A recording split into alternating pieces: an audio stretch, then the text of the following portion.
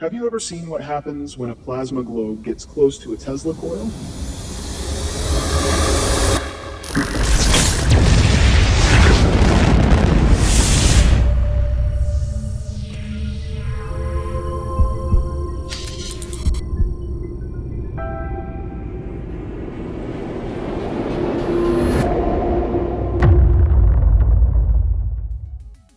Even though these two devices may look very similar at first glance, their interaction can change completely depending on whether the plasma globe is turned on or off, and especially on the operating conditions of the Tesla coil. What you're about to see is a practical demonstration of electromagnetic fields, energy transfer, and gas ionization. And the surprising part is that by changing just a few parameters of the coil, you can go from a handful of tiny micro-discharges to a single giant continuous lightning bolt inside the sphere. This concept of frequency and resonance is extremely important, and we'll come back to it many times on this channel. But as a visual demonstration, this is one of the best examples you could ask for. Don't miss it. Let's see what happens in each scenario. Tesla globe switched off. Let's start with the plasma globe completely switched off.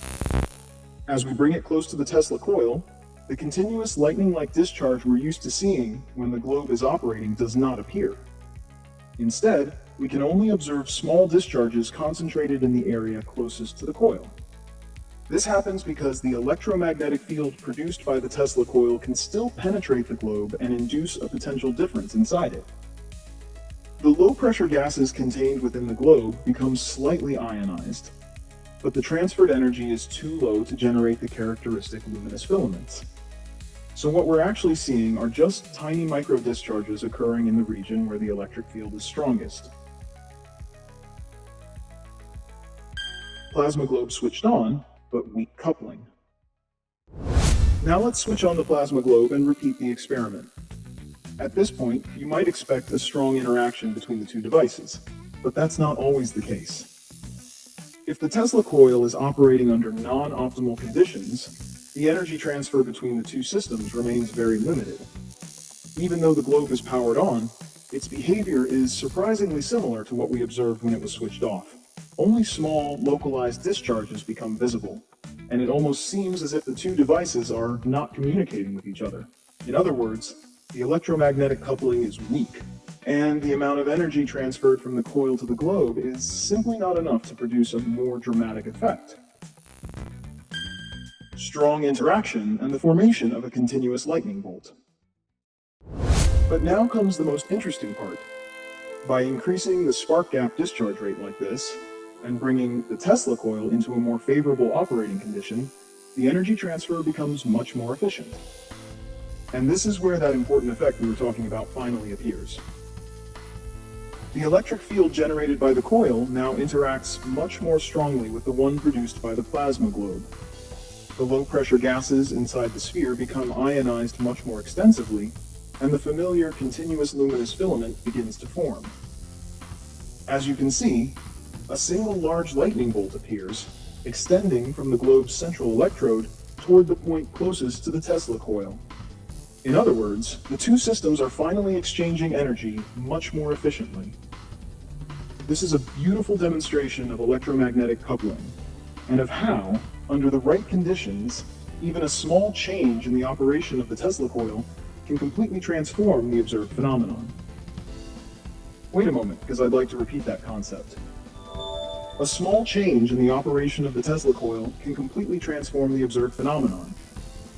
And as you've probably realized by now, this is the perfect visual example of just how important frequency control and resonance really are. An unexpected effect.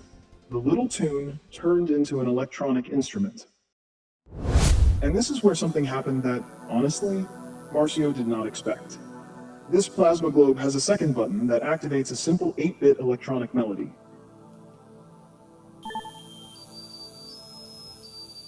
It's a fairly basic feature that normally plays the exact same tune every single time, without any variation. But after all these experiments with the Tesla coil, it seems that something inside the circuit has changed.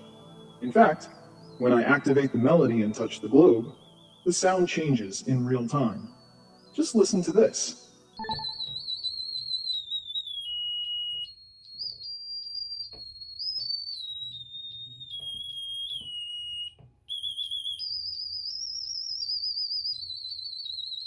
The pitch changes, the playback speed changes, and even the volume can be affected. It's as if that simple little feature has suddenly turned into a kind of electromagnetic field-controlled synthesizer. The most likely explanation is that the circuit responsible for generating the melody is highly sensitive to power supply variations and electromagnetic interference. When I bring the globe close to the Tesla coil, or when I touch it, the electrical conditions inside the circuit change, and as a result, the frequency used to generate the sound changes as well. And there's an even more curious effect. If you switch off the plasma globe while leaving the melody active, the sound doesn't stop immediately. You can actually hear the capacitors gradually discharging. Pretty cool, isn't it? From now on, in physics textbooks, it would make far more sense to find these orbital geometries, because not only do they literally allow us to see how the magnetic field develops in 3 dimensions, they also explain perfectly how it works and how to use it, almost with a single glance. But do you know something? A high-quality printed edition of the research is also available on Amazon, and inside you will not only find all the experiments and interpretations, but also every emerging geometry in high definition, discussed, explained, and ready for consultation, whether for study or for your work. Basically, it is the first 3-dimensional magnetic field almanac in history, and with a sci-fi cover that looks absolutely out of this world. And yes, it is also a great way to support Marcio's work. Thank you, my friends. And if you've survived the little tune, don't forget to leave a like, share the video, and click the notification bell. The bell is very important, otherwise we won't be able to annoy you with more delightful little melodies in the future. And thank you for your support. Greetings from your favorite scientific alien. Marcio, please stop that music. They got the point. Help me.